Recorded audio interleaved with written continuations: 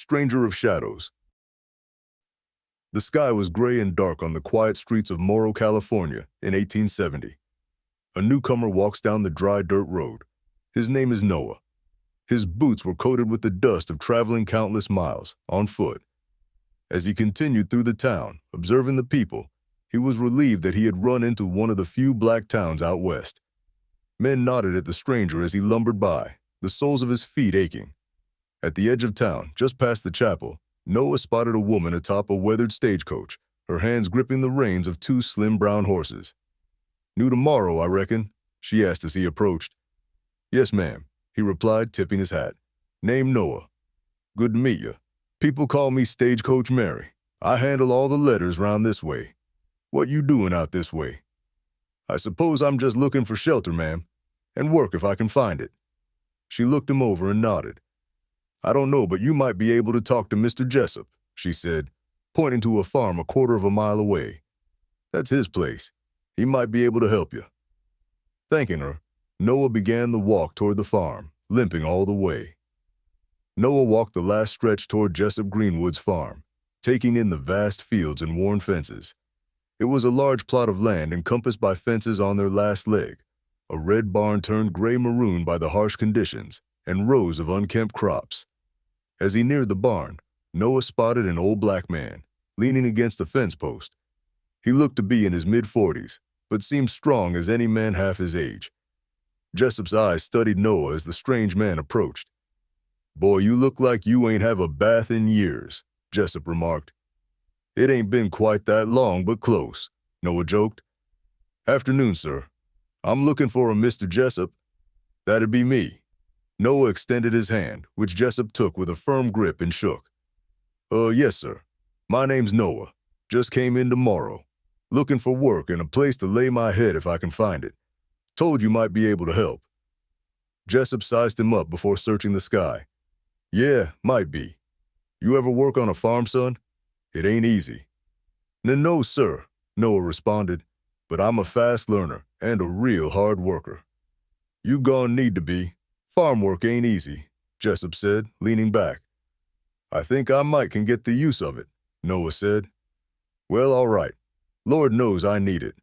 It's just me and my daughter out here. My wife Martha passed a few years back.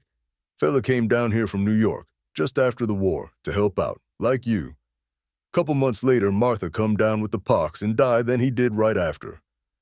Well, I give you my word I'll do my best, Mr. Jessup. It'll be early mornings, long days and nights. You'll get food and a shed behind the barn. I think you got a straw bed in there too, but can't be sure. Well, I sure appreciate it, Mr. Jessup. Just know I'll do right by you." Jessup crossed his arms and nodded. "All right then, come with me and let me take you back there." He gestured for him to follow. "Now in the morning at first light, just meet me in front of the barn," he said as they walked. "I'll be out here," Noah nodded. The next morning, dawn broke over the Greenwood farm, painting the fields in shades of gold and pale green. Noah was up well before first light, ready to start. When Jessup arrived, he was impressed before telling Noah to muck out the stalls while he worked on fixing a wagon. Later that afternoon, while Noah dug a trench, he realized that it was time for a break. He wasn't a slave, and this wasn't the war anymore. He put down his Sharps rifle, which Jessup had loaned to him for the day due to coyotes, and began to eat. Jessup, who was nearby collecting hay, came over beside him, stopping to rest and handing Noah a canteen of water. "You seem like you know how to work out here," the old man said. Noah took a swig and wiped his brow. "Thank you. Had a little bit of practice, Mr. Jessup," he ended before looking at something behind the older man. A beautiful woman striding across the field, her dark braids swinging with each step, harvested crops. It was Rose, Jessup's daughter, harvesting crops nearby. "Oh, you used to work out on a farm?" Jessup asked. Yes, sir. Well, a plantation foe, I joined the Union." Jessup's jaw dropped. "Oh, you was out in that war?" "Yes, sir. Served with the North." "Oh, brother, if I could have fought, I would have. But Massa Kinlaw wouldn't let us go down in Tennessee. How you get in? You from the North?" Noah shook his head. "No, sir. Georgia. My Massa Wickham tell us the same thing, so I just run away." That's what I reckon. That's what my daughter husband did. Well, we had him set to marry foe. He died fighting in Virginia. I would have ran away too if it wasn't for Rose and Martha. Ain't want to get them in no trouble if we get caught, so I figure we might as well wait it out. Damn show wasn't gonna leave him with the massa. But I tell you, soon as the fighting was done and they told let us go, we was out of the South. Yes, sir. Said if I get the chance to get my own farm and I ain't too old to build it, then that's what I'ma do. Went ahead and claimed the land, and me and the girls got to work on it. Noah listened, but as they spoke, neither noticed Rose now standing just out of sight, her basket in hand. Though she kept her distance, she listened, intrigued by this strange man. Eventually, she left to tend to her other duties. While milking the cows, Rose began to look for her arch-rival, the largest of them all, Addie. Rose looked all around the farm before discovering a break in the gate. Meanwhile, Noah told Jessup that one night his masters were sleeping and he escaped. The war started right after he did, which is when he joined. "How did you get in with the North?" Jessup asked, locked in.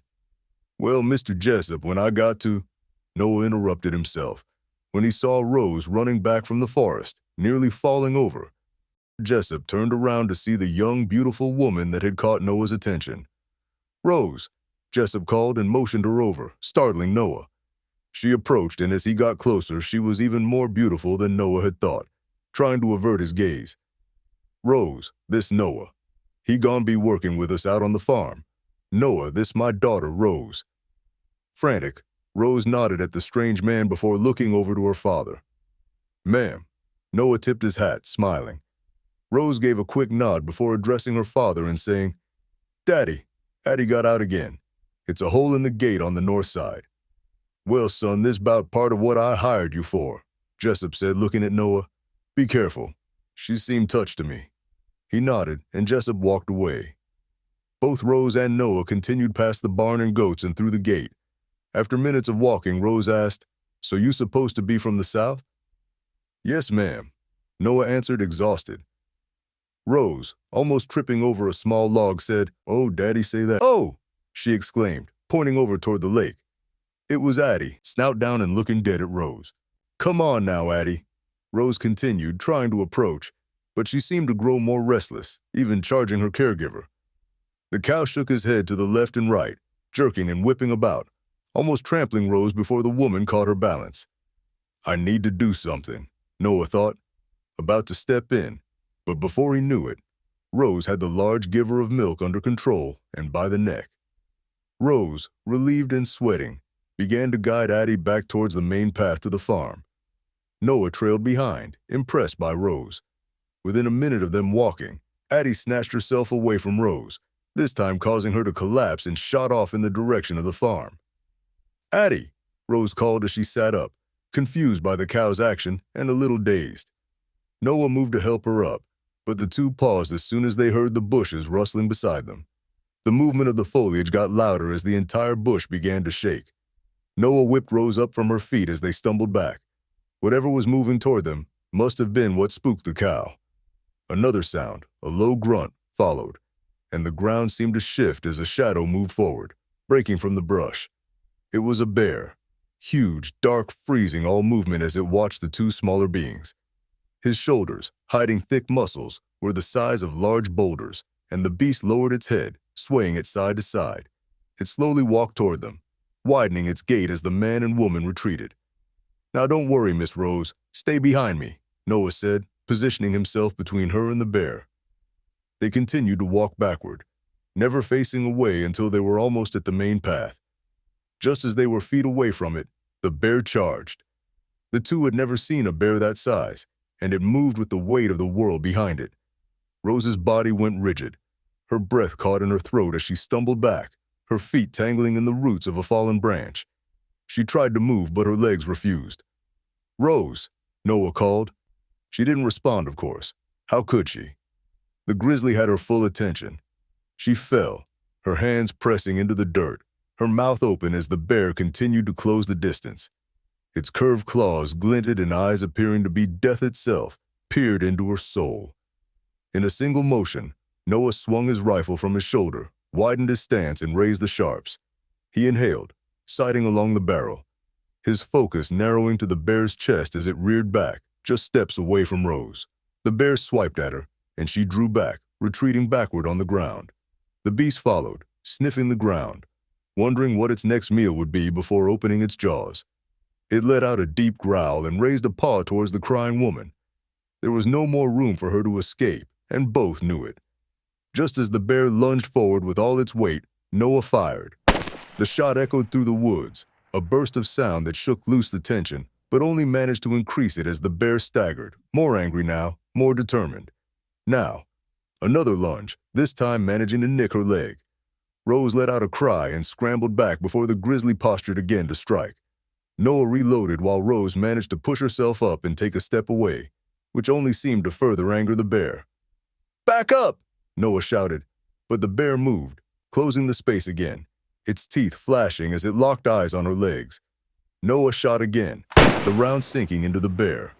It let out a loud moan before trying to stand on its hind legs, but fell to the ground with such a thud that Rose's body vibrated. After lowering his rifle and waiting to make sure it didn't move again, Noah rushed over to Rose, who was hyperventilating, still focused on the dead animal that lay in front of her. He reached out his hand, and she let him pull her close, the shock loosening from her body as she cried, leaning into him. Who was this man? Rose, grateful, asked herself as they walked back. About a week later, while taking a stroll through the town, Noah visited the saloon. He entered to see townspeople of all sorts, even two Mexicans, which he had never seen before. He knew white, he knew black, but he didn't know brown. He walked by to get a better look, and initially thought the men were crazy when hearing them speak, until realizing they understood each other. He had never heard this language before and sounded horrible to his ears, walking away before approaching the bar. The sound of laughter, clinking glasses, and low conversations filled the small establishment. Minutes passed and Noah sat, nursing a drink, observing the townsfolk. As he sipped his drink, the sheriff, Ned Brown, slid onto the stool beside him. He took a drink, downing the whole thing before placing down in front of him. Ned nodded to Noah and the two greeted. "Heard you helping out Mr. Jessup." "Yeah, that's a good man." Noah nodded. "Boy, his daughter show is pretty," he continued. Not saying a word, Noah gave a slight nod, looking away and into the crowd. "Well, anyway, it's a good thing you here too," Ned continued. "Gonna need all the young hands we can get around here soon. They've been building all these railroads, all around the town. Now they talking about moving us out. A lot of us been here since the war." Noah's eyes narrowed, becoming interested. "Ain't Morro already been settled?" he asked. "Thought folks here owned it." "We do, but them folks over there in Adelaida want it. You know when them white people want something from us, they usually get it. I don't know what we gonna do." "Well, that ain't right," Noah said, sitting the drink down. Ned shook his head. "No, it ain't, but that's they plan, far as I done heard. The mayor over there and his son been looking for a reason to kick us out." "Damn shame," Noah remarked, to which Ned nodded. Later, after the sheriff left, Noah thought about what he told him. If this was true, he'd have to find a new town to move into. And how would Jessup survive, he wondered. He can't give up everything he's worked for and start over, not at his age. And Rose. The lively noise of the saloon faded into the background as Noah scanned the room while mentally going over his future. This was until a voice broke through, snapping him out of his trance. "Oh, Lord, I ain't never. Elijah," the voice called out. "Elijah, Sergeant Major," it repeated. Noah, with a look of confusion, slowly turned his head around, somewhat afraid of what he might see. He hadn't been called that name in years. Who was this? Noah's eyes widened and jaw dropped as he recognized the man approaching. He could feel his heart skip a beat and couldn't believe it. It was a man named Solomon, a friend from the war. "Elijah!" "Hey," Noah interrupted, standing up and grabbing him.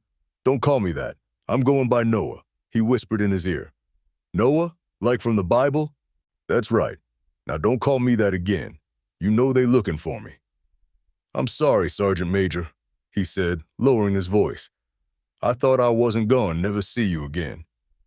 Yeah, well, you'll never see me again if you keep yelling. Never know who around. Oh, you think they still want you? That was years ago. I can't go back. They'll hang me. Still seen some wanted papers posted from the plantation when I was traveling through Louisiana. What about you? Ain't you people from Virginia? That's right, but I had to get up out of there myself. Too many crackers out there want revenge for the war, and they taking it out on us. Got a whole new group called the KKK. You ain't want to go up north? Now, Eli, Noah, you know me and the cold don't work together. Noah laughed before asking, when did you get here? Just now pulled in. Bought a horsebout a few days ago and ran into some folks say they got a black town down yonder. So I reckon I'll see for myself. Saw the saloon and figured it's the best place before I try to find somewhere to rest my head. What about yourself? Ain't been here but a month or so, Noah said, taking another swig. How is it out here? The women all right? Yeah, they pretty good. The people nice too. Building railroads all around, Noah mentioned. Yeah, I saw that. Look mighty busy over here. Say, look, if they bringin' the railroad through, we might can make some money. Noah raised an eyebrow. How so? You remember that store I told you I always wanted to open? Noah nodded. Well, I was talking to some Mo people fo I seen you 'cause I need to get some new boots, and they tell me that y'all gotta go to the White Town to go to the store. Yeah, that's right. Noah again nodded. I'm thinking if we had a shop here, folks ain't gotta go nowhere. With the railroad coming through, we'll have even more folks coming in and buying. Noah considered the idea. You right, but I can't leave Mr. Jessup by himself. Just don't seem right when I just got there and started helping. How about you go on ahead and try it out? All right, well, let me know if you change your mind. Now I just need to find me somewhere to rest my eyes. As they left the saloon, Noah invited Solomon, if Jessup said yes, to stay on Jessup's farm for the night at least. Jessup agreed after learning that they served together, and Solomon slept in the barn. Early the next morning, as Noah went to work, Solomon went into town. For the first few months, Solomon worked alone, his shoulders straining as he lifted beams into place, his hammer echoing across the quiet morning air. He wiped his brow, pausing only to assess his work. This is worse than back on the plantation, he joked to himself, but at least he was making progress. The townsfolk passed by, nodding in support, and Solomon grinned, a hint of pride sparking in his eyes. When winter came and Noah didn't have to work as much, he too joined him. They joked and drank throughout the days, working through the long hours, one hauling heavy planks while the other held them in place, perspiration covering them. The store took shape piece by piece, 4 walls, a sturdy roof, a wide threshold for the doors. Toward the end, Rose even began stopping by to help in any way she could. She moved quietly, sweeping sawdust from the corners and organizing various tools. At times she would catch Noah's eye as she passed. He would nod before turning his focus back to the shop, only to have her then secretly watch him from a distance. On the last evening, as the sun dipped low, they stood together in front of the finished store. Rose leaned against the newly painted doorway, glancing at Noah, and the two smiled. Solomon proudly hammered in the sign in front of the general store that read, "The Morro Mercantile." A few weeks later, the mayor's office in Adelaida was dimly lit, the heavy curtains drawn to keep out the afternoon sun. Despite them only being one town to the east over from Morro, Adelaida was on average 10 degrees warmer, another reason why they wanted it. Seated around a polished oak table were some of the town's most influential figures. Mayor Blasdale, a silver-haired man, sat at the head, his fingers steepled as he surveyed the faces before him. Beside him sat his son, Sam, his jaw clenched in frustration. The town's lawyer, Henry, adjusted his spectacles as he spread out a set of documents on the table. "I've reviewed the Homestead Act thoroughly, as well as their papers," he began. "There may be a way to contest Morro's claim to the land, but it may not fare well for us." Sam leaned forward, his impatience clear. "What does that mean? I won't stand for it." Blasdale held up a hand and looked at his son, silencing him, before saying, "Let Henry finish, Sam." Henry cleared his throat and continued, "Mayor, the act states that land ownership is valid if the claimant has improved the property. The only way that I could think to remove them is we could argue that the people in Morro haven't met this requirement. that their use of the land doesn't qualify as true improvement. The town pastor, Reverend Pritchard, looked skeptical. "And how do you intend to prove that?" he asked. "They've built homes, farms.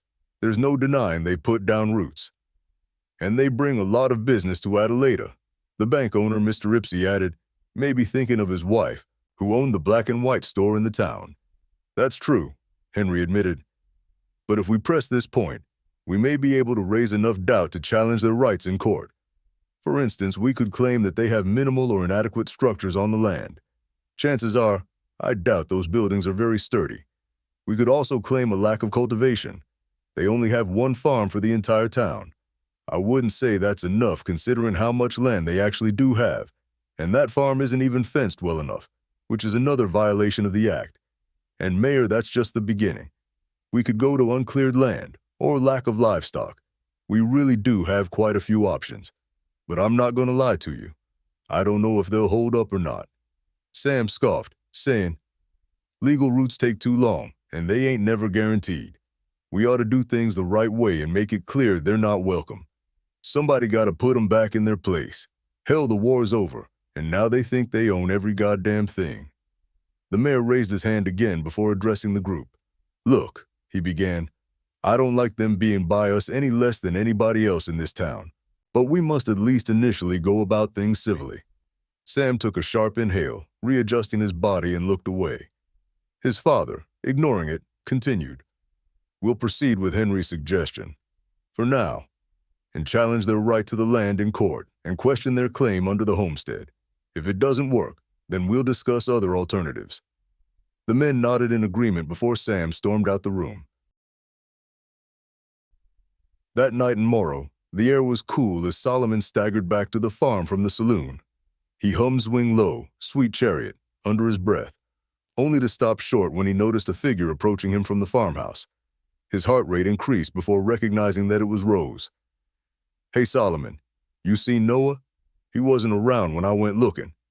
Solomon chuckled, leaning against the fence post to steady himself, and said, "Oh, Miss Rose, you ain't got nothing to worry about." She raised an eyebrow and took a step closer. "What you talking about, Solomon? You been at the saloon too much. I can smell it on you." "That may be so, Miss Rose, but Noah can take care of himself. That I promise you from what I seen." "What you mean, what you seen?" she asked, becoming impatient. Solomon paused, quieter now before again speaking. "Noah was a slave once, back in the South." "I know that," Rose said. "We all was." "Yes, ma'am, but you don't know how he escaped." Rose squinted her eyes. "He done killed his master and both his drivers. They was bad men from what I hear. So he had to go on and head north after that. But then the war broke out. He ended up joining some all-black battalion. Got promoted real quick, 'cause everybody but him was dying. That's when we met, round that time I reckon. Got put up as the platoon commander, and when I tell you, that man can fight. Ain't lose one battle. Anyway, then one day we fighting down by the bay, and at first we losing, but then we start pushing them back, and before long we done won. Well, there was about 45 that surrendered. We had killed over 200 and captured most of the rest. Rose, it was a bad day for that 45. He done made all them white boys strip off them dirty gray suits and stand side by side, in front of all us. Then we shot. I can't say I feel bad for 'em, though, seeing all they done did to us." "He killed all those white men?" she asked, putting a hand to her mouth. "We did," he corrected her. "So we tried to keep it a secret, but somebody went and told the colonel. Next thing we know, they done took Noah, talking about they was gonna execute him. Well, I guess the colonel told the captain to do it, and he let him go. Told folks he'd escaped, so they've been having every white man from Georgia to New York look for him." Rose could say nothing, consumed by her thoughts. "That's how Noah ended up out west," he continued. "He's been running ever since, I reckon, partly to not get caught, and the other part to find some peace." Rose took a deep breath in and put her hands on her waist. "Well, I'd best to be getting in, ma'am," Solomon said, tipping his hat. "Appreciate you helping out with the stove." Rose nodded as he left and steadied her breath. She had always felt that there was something more to Noah, but didn't know how to feel about the new information. She stayed in the moonlight, pondering for over an hour. It was now spring in Morro, and Rose and Noah were back at work on the farm full-time. As the weeks passed and the news of Solomon's store gained traction, they could see that it was busier than ever, drawing a steady crowd of locals and newcomers alike. News of Morro's new store ruffled feathers in Adelaida, now that black residents had their own establishment. Word about the town continued to spread, and soon enough, the town was bustling with families from all walks of life. It was now beginning to become overwhelming for Solomon. One evening, after he closed up, Solomon was just about to leave when the door opened. He looked up, seeing Noah, after a long day on the farm. "Hey, Sol," Noah said, sauntering in. Solomon managed a smile, attempting to keep his eyelids open. "Hey, Noah, how you doing up there?" Noah slumped over the counter. "All right, man.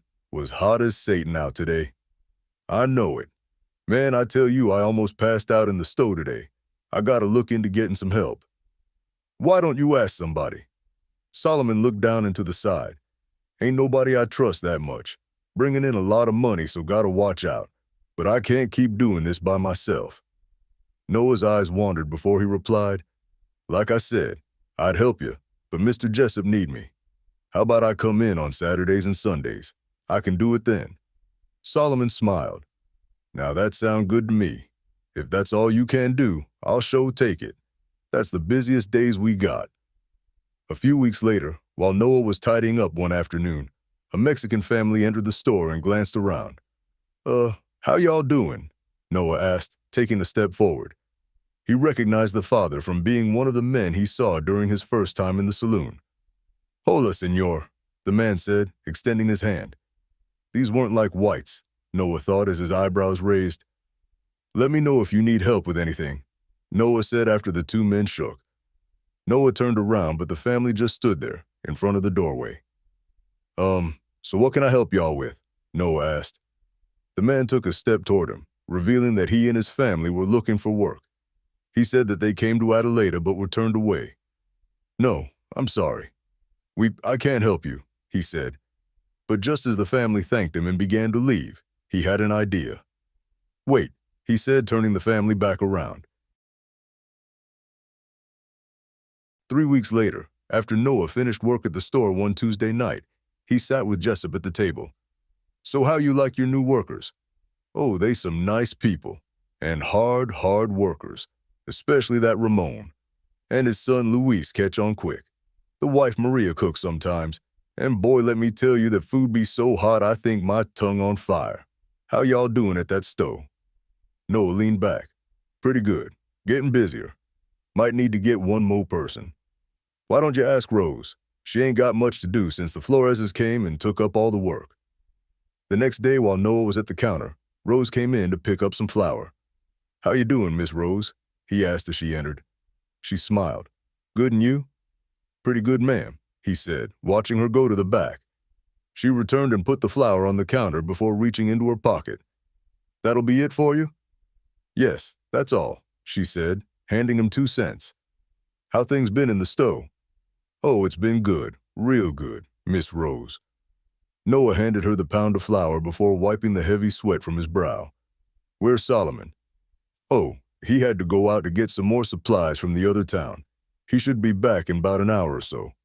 The two nodded at 3 customers as they entered. "So it's just you by yourself?" Noah nodded and looked behind her. Rose did the same and noticed an older woman waiting before moving to the side. "Excuse me, where's your twine?" "Right in the back of the stove and to the right." Noah pointed in the direction. As the woman went, 2 more people came in. "You look like you need some more help," Rose said, picking up the flour. "I sure could use it." Noah surveyed the store as a patient customer stood behind Rose with a rake. "You know what? You got some time for me to talk to you?" Rose nodded and Noah smiled. "Okay, just let me take care of these customers," he said. After about 10 minutes, all of the customers had left. "All right.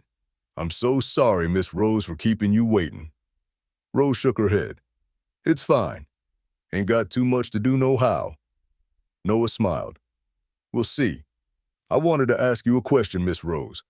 "Oh, and I understand now if you don't want to." "Well, what is it, Noah?" "Go on ahead and ask," she said. tapping her toes on the wooden floor. After she returned from leaving the flour at the barn, Rose took on the role of cashier. She felt needed, not only by her father, but by the whole town, and each day, unlike the farm, she looked forward to work.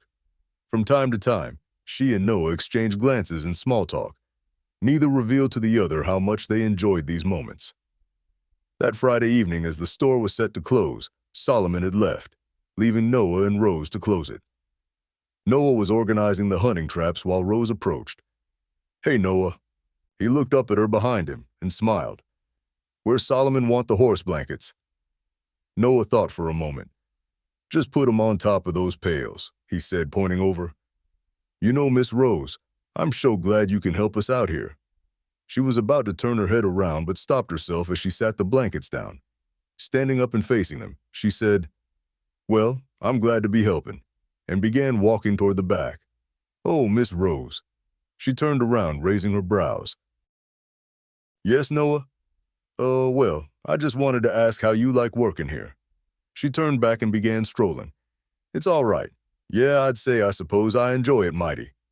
At least you ain't got to deal with no grizzly bears," he said, and the two laughed. Noah looked down as their laughs trailed off. He looked back up again and at Rose. "Might I ask you something, Miss Rose?" She stopped strolling and turned to look at him. "Go ahead." He took a deep breath. "Why, you ain't got no man." She widened her eyes and pulled back her head. "I mean you, if you excuse me. Mighty fine and you a good woman, I know you is. It's just, I don't understand it." Her jaw tightened as she looked down and around, her arms now folded. She looked into his eyes and took a step toward him.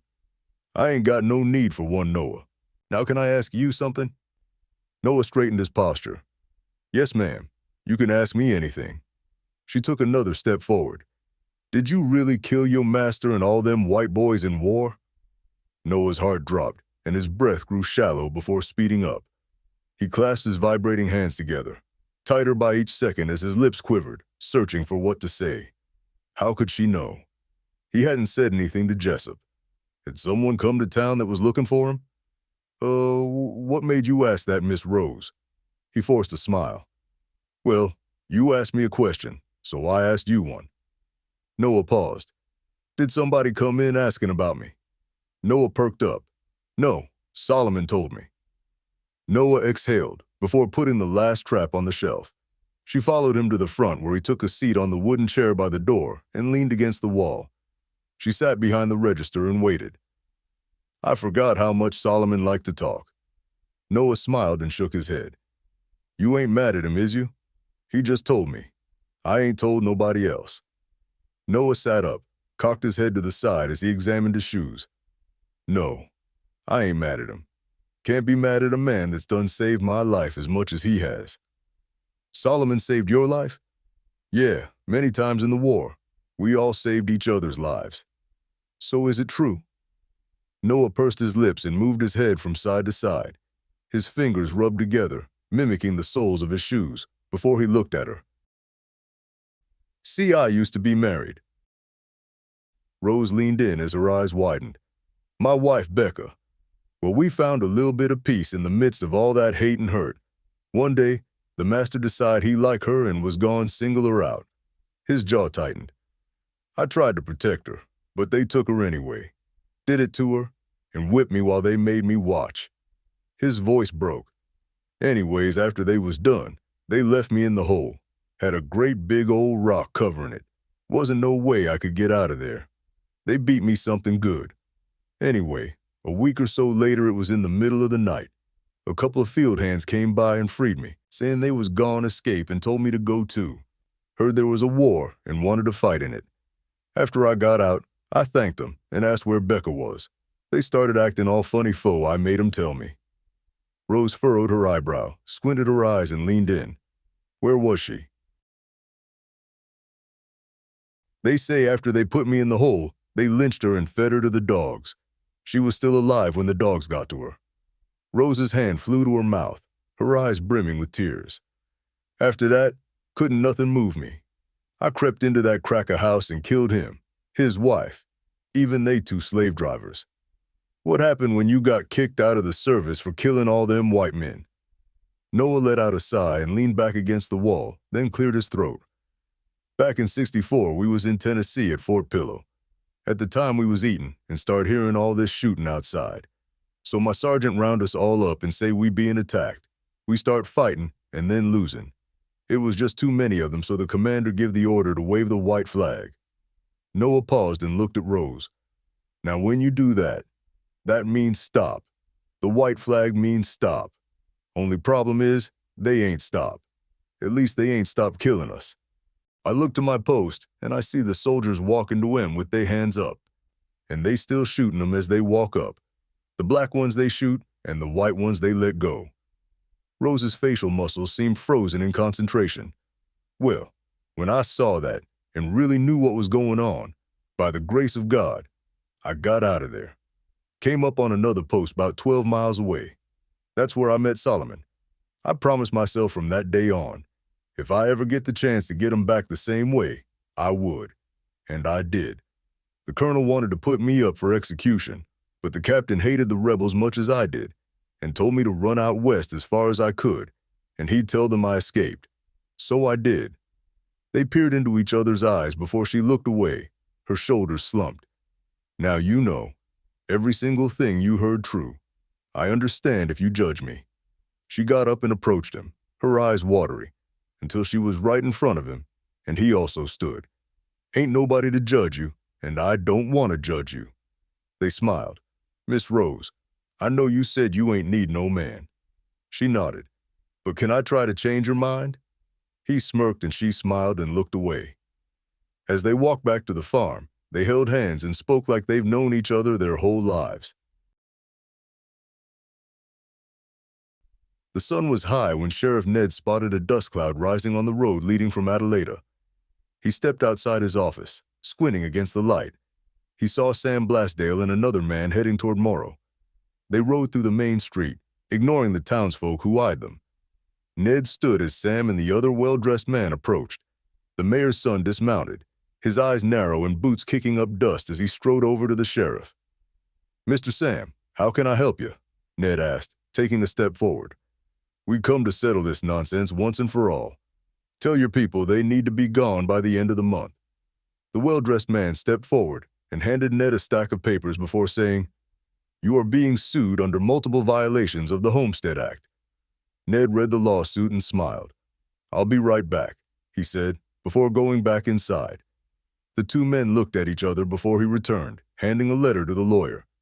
Henry opened it and read, his eyes growing wider. Sam looked back and forth to him in the paper. What the hell is it? He asked.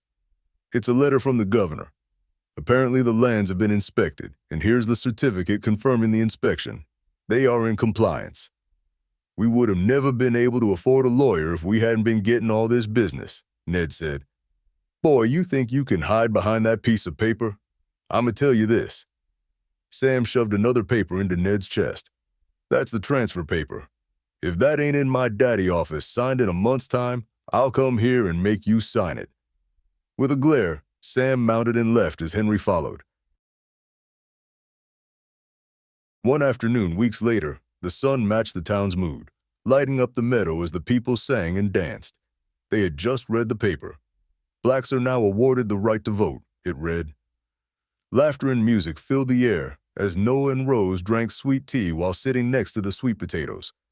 The children played a new game, one Louise taught them, where something is tied to a tree branch while a blindfolded person has to hit it. They particularly enjoyed that. Jessup, who just got another piece of fried chicken, looked over to see some 3 men on horseback approach. As he got closer, he took a bite. His chews grew slower once realizing who it was, Sam, back with 2 other men, who weren't lawyers but were armed. Setting the drumstick down, he jogged toward them. Noah and Solomon noticed and walked over. They trailed Ned through the meadow, and the 3 black men met the white trio at the road. The crowd fell silent as Sam and his men dismounted. Ned, didn't I tell you what I'd do if your people ain't out yet? Oh, you think just 'cause you got the right to vote now, then that make you something. That don't make you nothing, boy. Ned took a step forward. It ain't even been no month yet, Mr. Sam. I don't give a damn. I'm done waiting. If you don't sign this paper right here, I'll make you sign it. And if you still refuse, then I'll shoot you dead and sign it with your black hand." Ned took a deep breath. Noah and Solomon glanced at each other before sizing up Sam's crew. "Like I told you, Mr. Sam, we got a right to this land. Got the papers and everything for it."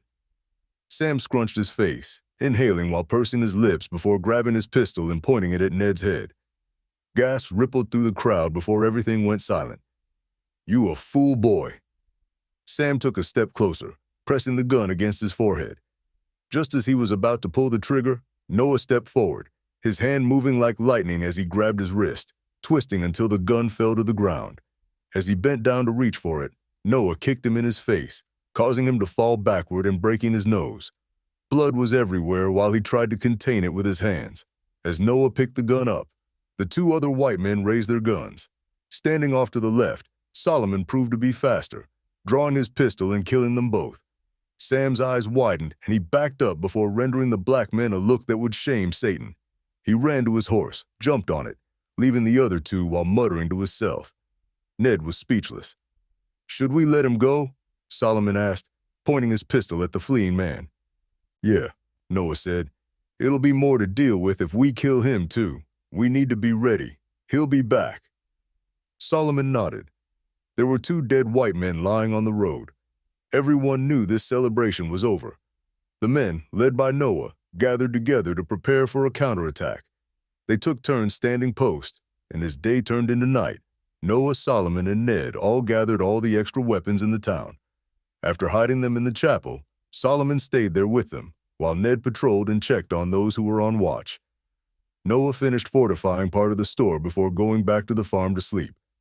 He plopped down onto the straw sack and within seconds was out. Noah stood on a battlefield, smoke and blood surrounding him. Gray and blue uniforms littered the ground, the cries of the wounded and dead filling the air. His platoon began to approach the rebels until he saw her, Becca, standing between the sides. He tried to reach her, his feet dragging through the mud, but remained there as the other side advanced. Noah cried out her name, fighting to get to the front of the line, not caring if he was hit or not. "Almost there. Just hold on." He arrived past all others and continued until he was 10 yards away. And then, she collapsed, shot by an approaching rebel. Noah snapped toward the man and raised his pistol, pulling the trigger. He missed. They were closer.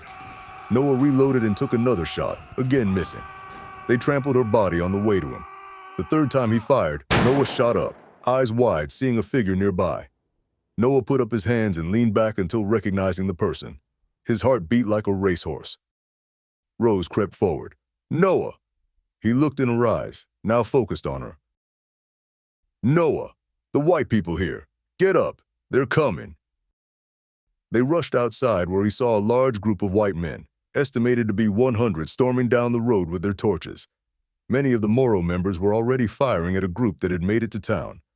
Just as he was about to turn for his boots, he had to do a double take. The store was engulfed in flames.